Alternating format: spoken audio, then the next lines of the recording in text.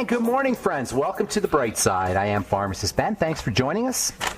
Our number today and every day on The Bright Side is 844-236-6010. If you have comments, questions, success stories you'd like to share, if you just want to contribute to the conversation, 844-236-6010 is our number. We love hearing from you, 844-236-6010. If you want to purchase longevity products, head to brightsideben.com, pharmacistben.com, or criticalhealthnews.com. You can purchase all your favorite longevity products off our websites. You can also call 866-735-2470, 866-735-2470. If you'd like to speak to a real live person, you can also ask about joining the Brightside Ben team for a one-time $30 fee. You can be in business for yourself. You can start a home-based business and help change the world with the power and importance of a good nutritional supplement program. If nutritional supplementation has helped you or your loved ones in your life and you want to pay it forward, if you want to have a home-based business, if you want to make some spare dollars, the longevity business opportunity is an ideal way. Call 866-735-2470 for more info, or click on the Join the Team link at brightsideben.com, pharmacistben.com, or criticalhealthnews.com. Jackie Jordan will be with us at the bottom of the hour. Her book is Heartfelt Marketing. Jackie is a media consultant and a television producer, and her book is about allowing the universe to be your business partner. That's her subtitle in the book, Heartfelt Marketing. It's a slim book, a slim volume, but it's got lots of great tips, and it's got a great concept, the idea that you can succeed from the heart as much as you can succeed from the head.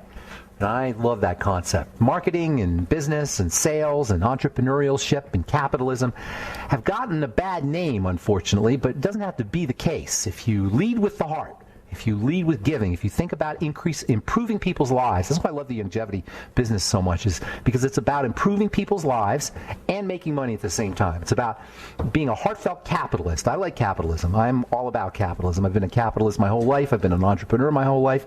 And I've always thought that the bad rap that capitalism gets and that money gets and that business gets doesn't have to be the case. We've created a world where we have an adversarial relationship between buyer and seller, between boss and employer. We have adversarial relationships everywhere, but it doesn't have to be the case. And that's what the book Heartfelt Marketing is about. That's what Jackie Jordan is about. And that's what allowing the universe to be your business partner is about. We'll talk to Jackie Jordan at the bottom of the hour. We'll get your calls next segment. If we have calls, 844-236-6010 is our number on the Bright Side. So we've been talking about the importance of hydrochloric acid in the stomach, that is, contrary to what most people think. Most people, when they think of hydrochloric acid, or when they think of acid in the stomach, they think of too much acid. That's why you have antacids as the best-selling drugs in the world. Antacids like proton pump inhibitors, antacids like Tums, and that just neutralize acid. You've got so-called H2 inhibitors, which are basically antihistamines like Tagamet and Zantac. Yes, Tagamet and Zantac are antihistamines. Not the kind of antihistamines that you use for allergies like Benadryl. There's actually two types of histamine. There's H1 and H2. The kind of histamine that Tagamet and Zantac work with is the histamine that's involved in acid production. You can't use your Tagamet and your Zantac for pollen allergies necessarily, but they still work as antihistamines. In any case, the real big problem is low stomach acid, is too little stomach acid, contrary to popular belief. And heartburn and GERD are not really acid problems, they're sphincter problems. That is so important to understand. Acid reflux issues are miserable. They affect millions, probably maybe 70, 80 million Americans deal with acid reflux issues and heartburn issues, but they're not acid problems. They're sphincter problems. You have a little muscle that connects the esophagus to the stomach. When that sphincter becomes a little loose, when sphincter laxity it's called, when it relaxes, that's when acid splashes back up. On the other hand, when stomach acid is low, a bacteria called H. pylori can proliferate, and that really is a problem. H. pylori can induce defects in the cells that produce acid, and that can lead to laxity in the lower the LES, it's called, the sphincter, the lower esophageal sphincter. And that's where you really get into a problem. The LES tightens up when there's acid, and it loosens up when there's low acid. Under conditions of low acid, the LES will get loose. And then the little bit of acid that's in the stomach splashes back up. So it's not too much acid that's causing the splashback. It is too little acid, which leads to laxity of the LES. That too little acid often involves this bacteria, H. pylori. But it's a vicious cycle because low acid leads to more H. pylori. So H. pylori causes low acid, and low acid leads to more H. pylori, which causes more low acid, which causes more H. pylori. You get this vicious downward cycle of acid and bacterial infection. And you can rest assured that if you have a chronic health challenge of any kind, that it's very likely that you're dealing with this problem. Any kind, especially autoimmunity and skin diseases. By the way, about 50% or so of Americans are dealing with an H. pylori infection. And you don't even have to know that you have an H. pylori infection. Sometimes they'll be asymptomatic. But if you do have a chronic health challenge, you can pretty much assume that you're dealing with an H. pylori problem, especially if you find yourself taking a lot of antacids or a lot of these proton pump inhibitors, these PPI-type drugs, which are the best-selling drugs in the world. That's a lot of folks. Researchers believe that this H. pylori problem begins in childhood. You don't notice it, but it gets worse and worse and worse, and it persists, and then you finally notice it as you get older. It's also believed that H. pylori can spread through what's called the oral-to-oral route, which is basically kissing, or the fecal-to-oral route, which is as disgusting as it sounds. Involves contaminated water. Also, vomit can do it too. You know, contaminated water or contaminated food sometimes has traces of these awful bodily secretions.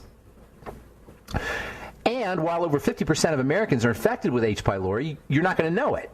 Unless you're dealing with rosacea or some kind of intractable skin issue, rashes that you don't know where they're coming from, if you have gastritis, if you have incomplete food processing, especially if you're not processing your proteins correctly, if you have any kind of malabsorption issues, if you have SIBO, small intestinal bacterial overgrowth, that can be a sign of H. pylori. Autoimmunity is almost guaranteed you've got an H. pylori problem.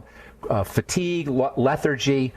But a lot of times you're not going to attribute it to H. pylori. Very rarely, actually, unless you're listening to this program, are you going to think that autoimmunity and H. pylori go together.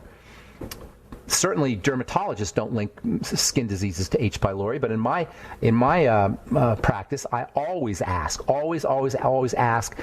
patients who have problems with their skin what their digestive system is like, what their digestion is like. It's a very interesting story, by the way, about the discovery of H. pylori as a cause of digestive problems. We'll talk about that when we come back from our break. I'm Pharmacist Ben. Got lines open, 844-236-6010. You're listening to The Bright Side. We'll be back right after this.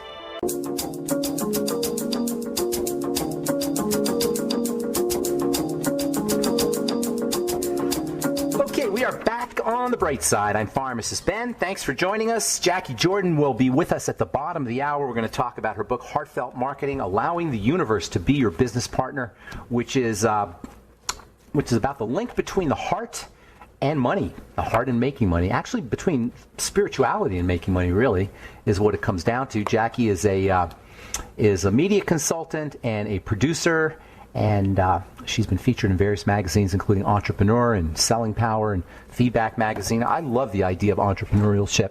I actually had a subscription to Entrepreneur for many years, the magazine Entrepreneur. And I'm telling you, being an entrepreneur is just it's such an exciting way to live your life. It's empowering, it's exciting, it's an adventure. It's not for everybody, but if you're looking to have a little bit more zest in your life, and if you're not happy with your lot in life, if you're not making enough money, if you find yourself dealing with or being affected by the problems in the economy, and lots of people are, but lots of people are also succeeding. And that's because they're taking the bull by the horns. That's what entrepreneurship is about. It's about taking the bull by the horns, taking control of your life. And it's an awesome way to live your life, in my humble opinion. We'll talk to Jackie Jordan at the bottom of the hour. Her book, Heartfelt Marketing. We'll get your calls this segment. If we have calls, 844-236-6010. So we're talking about this idea of the relationship between the bacteria H. pylori and low stomach acid and various health challenges. I would venture to say that almost all health challenges that are chronic have some degree of H. pylori infection involved. I remember when I graduated pharmacy school, I've told the story before. The best-selling drugs were Zantac and Tagamet, and it was pretty much assumed that if you had an ulcer, it was related to stress. That was the meme. That was the general belief. In fact, doctors would not only give you Tagamet and Zantac if you had an ulcer, they would give you Xanax, and they would give you antidepressants if you had an ulcer, assuming that your ulcer was related to too much stress or anxiety or psychological issues. But these two doctors from Australia, a guy named Neil Noakes and another guy named Barry Marshall, had a different kind of thought. Barry Marshall was a gastroenterologist, and he had been using antibiotics to treat ulcers, and he tried to get people to understand that he was having a lot of success using antibiotics. He was trying to get medical professionals to start using antibiotics for ulcers, and people would just laugh at him. As what always happens when somebody has a new idea or a radical concept, first they're laughed at. And finally, Marshall and Noakes were so frustrated, they decided to do a test. And they actually took some bacteria, some H. pylori bacteria from a petri dish, and they mixed the bacteria with some beef extract, which is a growth substance for bacteria. And they filled it into a beaker, and they let it sit for a little bit so the bacteria could proliferate. And they actually drank this H. pylori cocktail. They drank this H. pylori drink, and then in a couple of days, sure enough, Dr. Marshall felt nauseous, and his breath started to get bad, and he started vomiting, and then he waited a couple of days, and he took some antibiotics that were supposed to kill the bacteria, and they looked inside, and they checked, and they found that, well, lo and behold, the bacteria were gone, and so were his symptoms. And by this experiment, they demonstrated that H. pylori could cause gastritis and could cause ulcers, and it could cause all kinds of digestive problems. And pretty soon the word was out, and doctors started to use antibiotics, and by 2005 it became conventional wisdom that H. pylori was involved in these stomach problems, gastritis and ulcers in particular.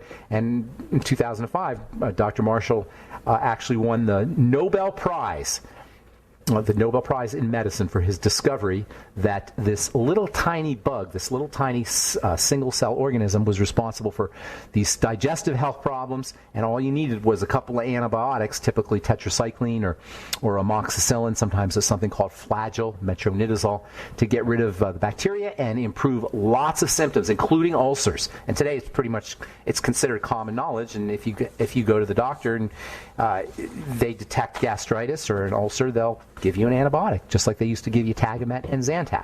You can actually have H. pylori tested. You can actually be tested for an H. pylori infection using them.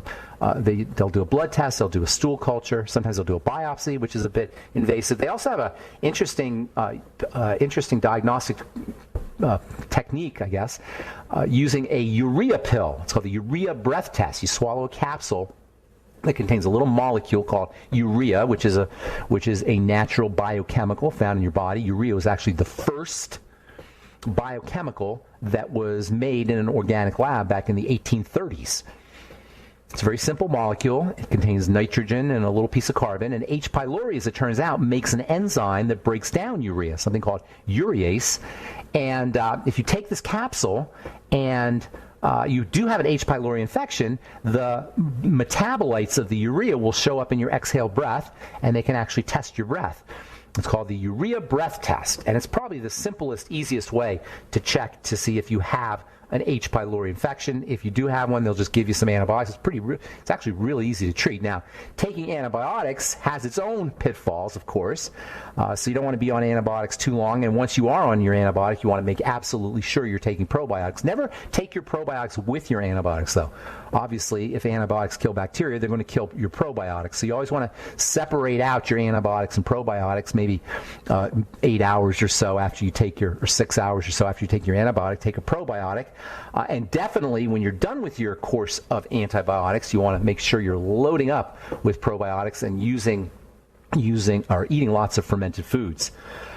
One of the interesting mechanisms for H. pylori infection involves its ability to stick to your stomach cells, particularly the cells that make acid and the cells that make mucus. By the way, H. pylori also suppresses mucus production in the digestive system or in the stomach.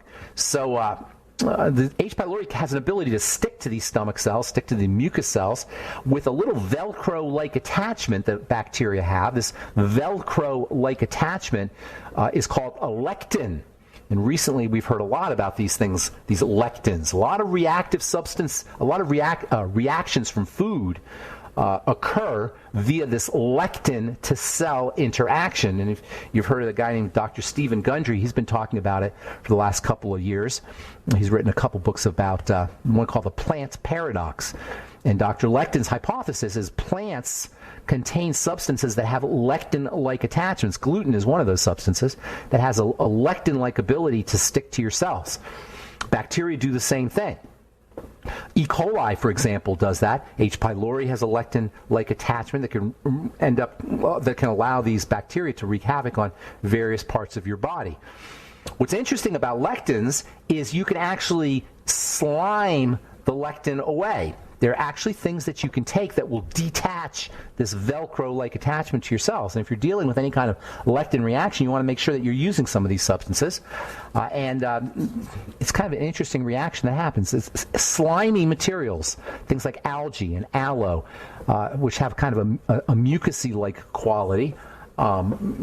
Also, seaweed has a mucus-like quality. There's some herbs like something called colt's foot, also slippery elm, have this kind of mucus-like ability to slime the lectin away. They can actually detach the lectin from cells. We'll continue talking about that tomorrow on The Bright Side. I am Pharmacist Ben. Jackie Jordan will be with us in our next segment. We're going to talk about her book, Heartfelt Marketing, Allowing the Universe to Be Your Business Partner. We'll be back with Jackie Jordan on The Bright Side right after this.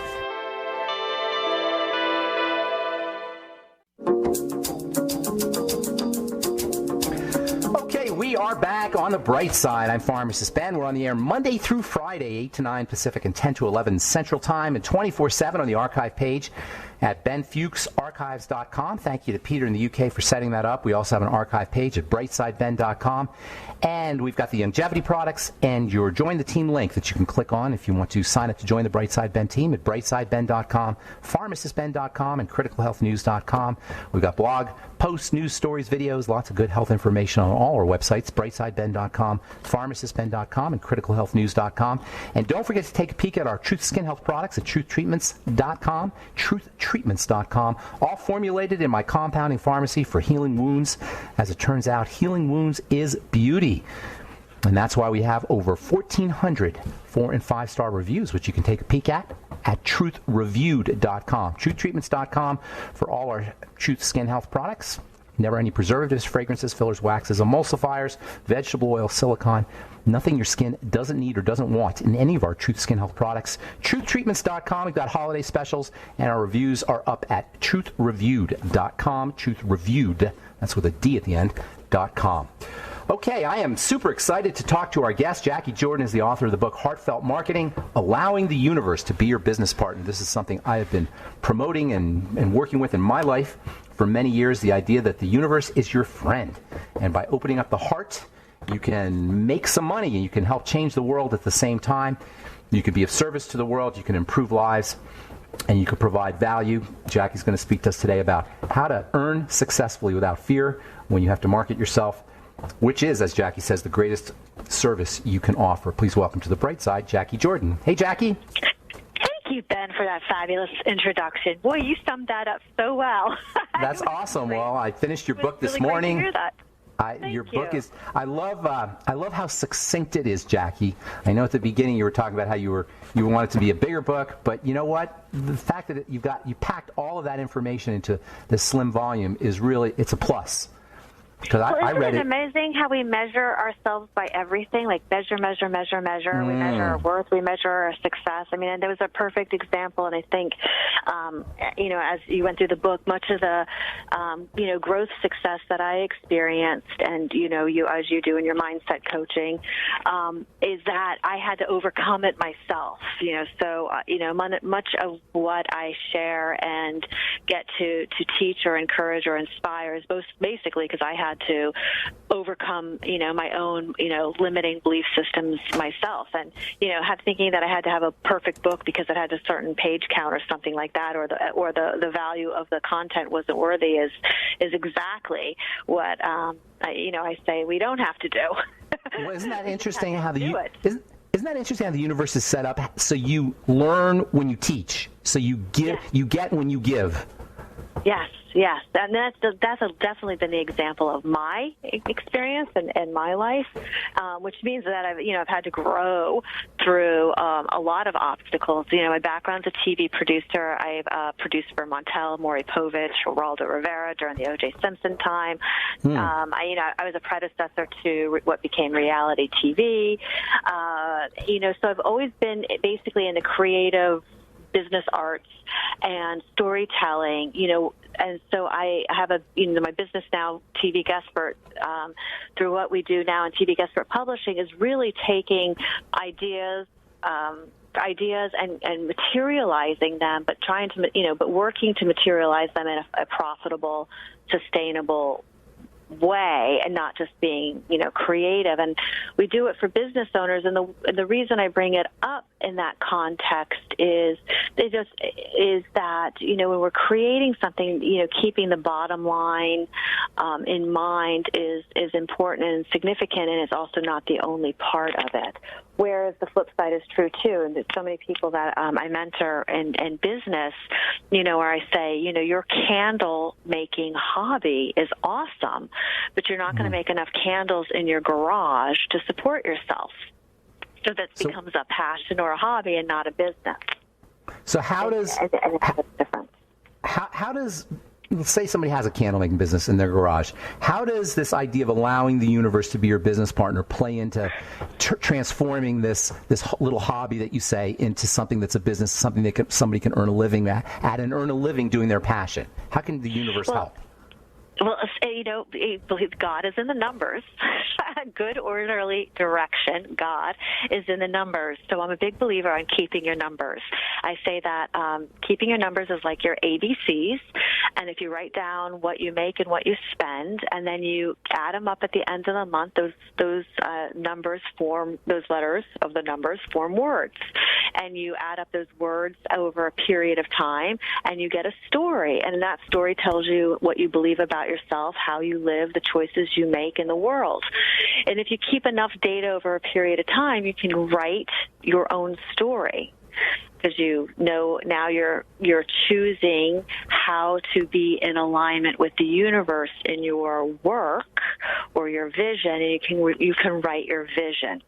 So that's kind of the metaphor that I talk about with the basics of keeping your numbers. I didn't quite get that. First of all, I didn't quite understand what you meant by that. How do the numbers transform into your story?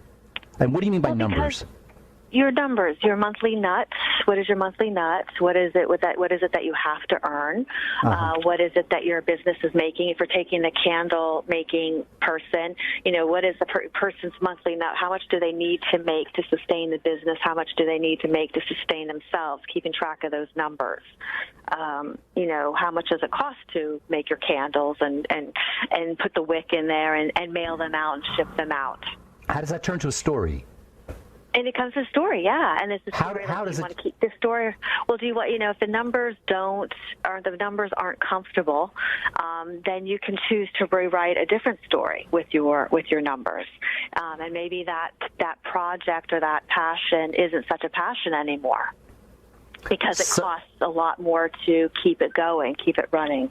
So, in other words, you assess the numbers to see if it's a value. It's going to be a valuable business venture by looking at the numbers. Is that what you're saying? Well, yeah. I mean, that's definitely what we would say on the linear brain side. But it also tells us when I look at somebody's numbers, I can tell what they feel about themselves. I can tell what their view is on the world, what kind of debt they have. Yeah. There's a lot of story in people's numbers. Well, that is fascinating. Earn and spend money. So when I think of numbers, and correct me if I'm wrong, maybe I'm being really left brain here. When I think of numbers, I think you're either in the black or in the red. It's very simple. How does that turn into a story?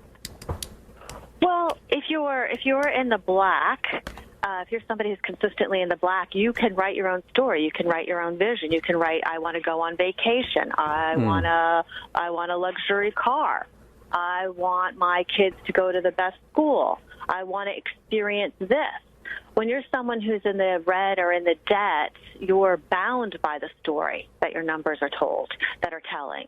And so you have less choice, you have less freedom, then you have less, you're not having the opportunity to write and create your stories. All right, skip real quick. We got to take a commercial break. Tell me that acronym again that you did for God, G-O-D. Oh, good orderly direction. Especially Good when people orderly. have trouble with the word God. But yeah, good Okay. orderly direction. Gotcha. All right, we got to take a commercial break. I want to dive into the book and talk about the 5 pitfalls when we come back. Okay, Jackie? Great. Jackie Jordan's with us. Her book, Heartfelt Marketing, Allowing the Universe to Be Your Business Partner. More with Jackie right after this.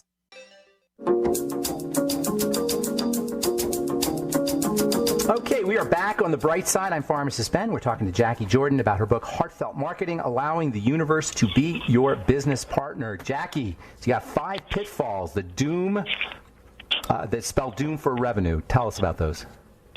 Yes, Ben, thank you so much for asking about them.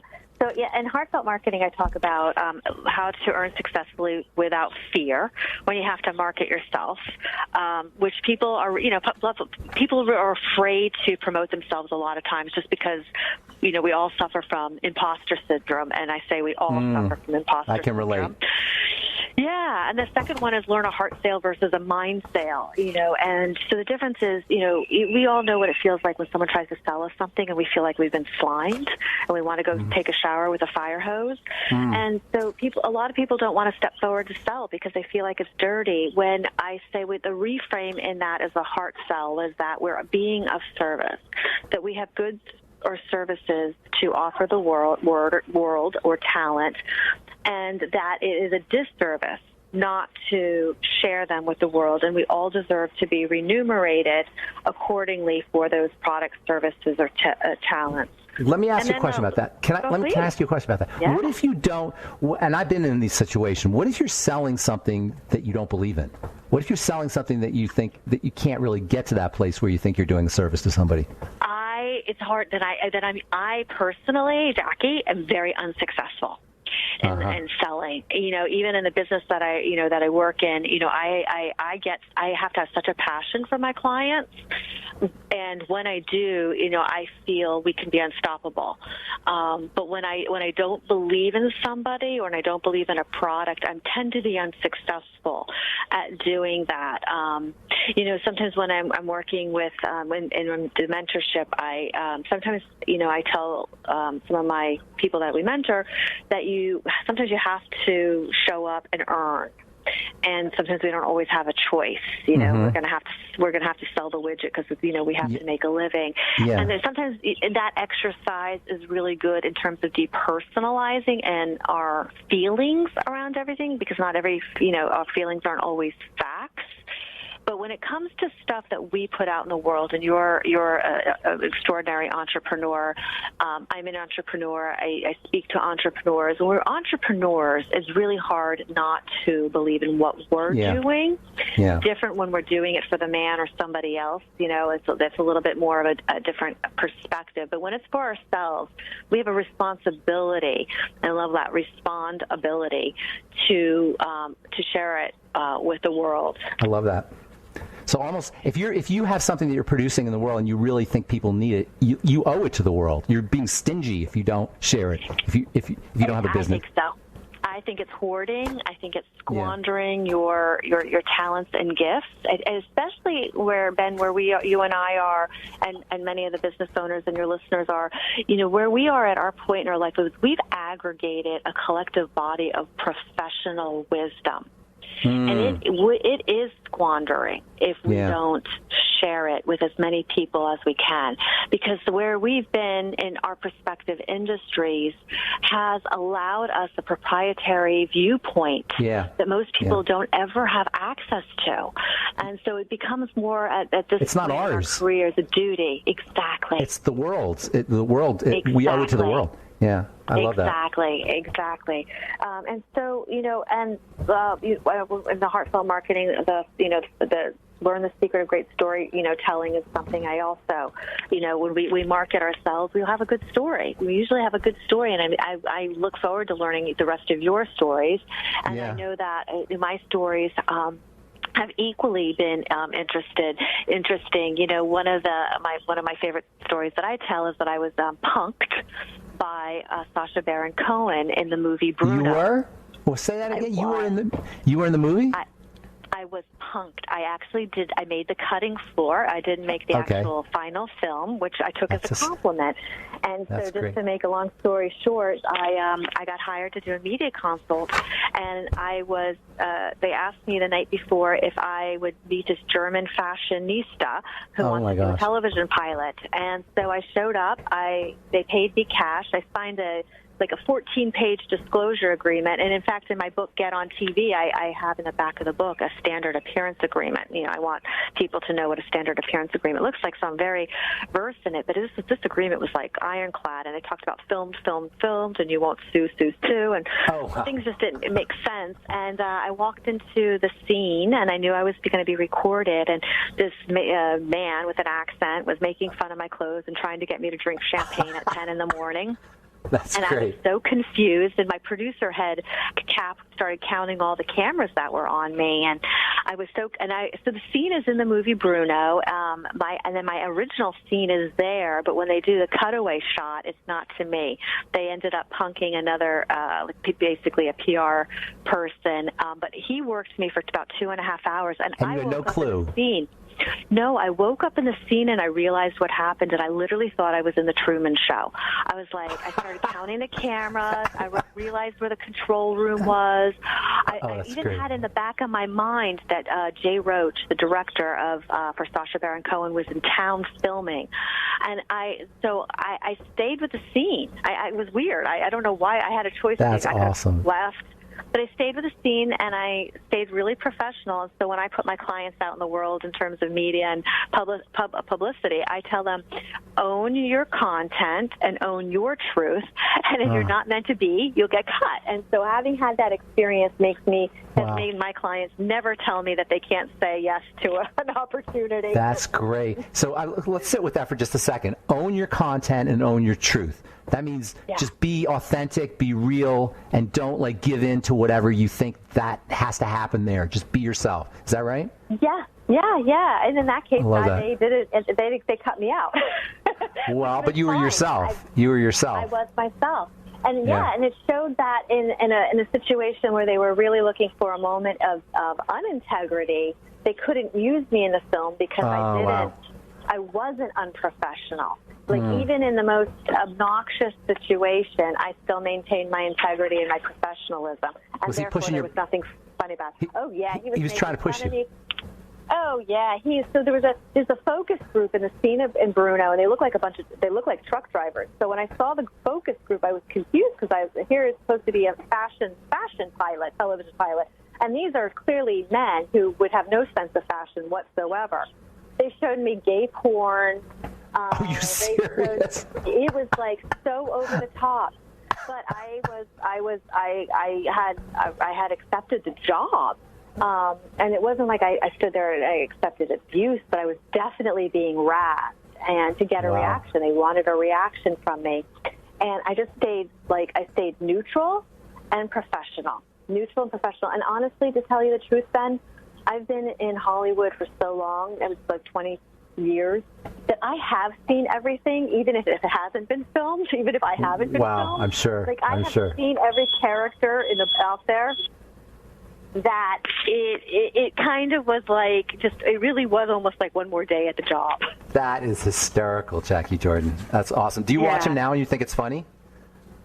I don't know if I've ever thought he's funny. I do respect how he takes an art form and pushes boundaries. Yeah, that's right. I do respect that. When I had the moment of realization on camera with him, when he was trying to tell me in the movie Bruno that he could get all of these celebrities, and I said to him, I said to him, "You're starting to scare me." I said, "You're speaking to me like that movie Borat, where the guy chased Pamela Anderson across the country." Yes, and that's when I woke up. Oh, that's it great. Came out of my mouth, and then I looked at him, and I'm like, "Oh my God, I'm doing a movie scene with Sacha Baron Cohen." Oh my God! And then that's when I started counting cameras and angles, and then I realized the control room, and then I actually realized I had seen Isla Fisher, his wife, in the hallway before we shot. Like, it was all came together in my head. But I stayed. I stuck it out. So we got about a minute here. So I love that concept of authenticity. Can you tell us a little bit about that and how that's important for allowing the universe to be your business partner? Well, you have to let go of expectations and outcomes. I think that's the biggest piece of authenticity. And somebody who's authentic isn't necessarily, it's not a personality that's authentic. It's the ability to be in alignment with a moment in your truth and not have expectations for outcome. And that, to me, is what authenticity is.